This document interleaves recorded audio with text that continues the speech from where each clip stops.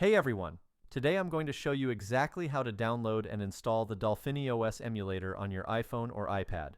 The process is really simple. I'll guide you step by step so you can have it up and running in just a few minutes. I've tested it myself and it works flawlessly. First, head over to your device's settings, then tap on General. From there, go to Background App Refresh and make sure it's set to either Wi-Fi or Wi-Fi and mobile data. This will ensure the app can run properly in the background. Next, go back to the main settings screen and tap on Battery. Make sure low power mode is turned off. This is important because it can interfere with how the app functions. Once you've taken care of these two quick adjustments, you're all set to move on to the installation. Now that we've got the basics covered, let's move forward. Open your browser and go to apriliab.com. This is a reliable platform that offers various modded and helpful tools.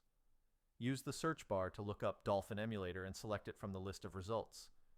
You'll be taken to a detailed page with info like download stats and user reviews.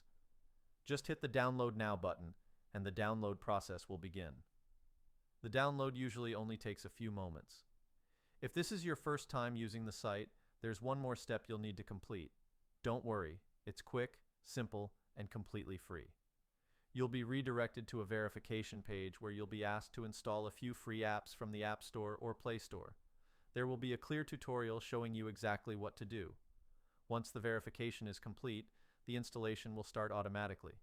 In my case, the setup finished without any issues, and as you can see, the app is now fully installed and ready to use. And that's it.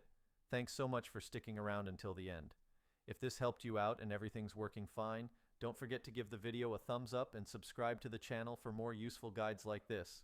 Got questions or ran into a problem? Drop a comment below and I'll do my best to help you out. Thanks again, and I'll see you in the next one.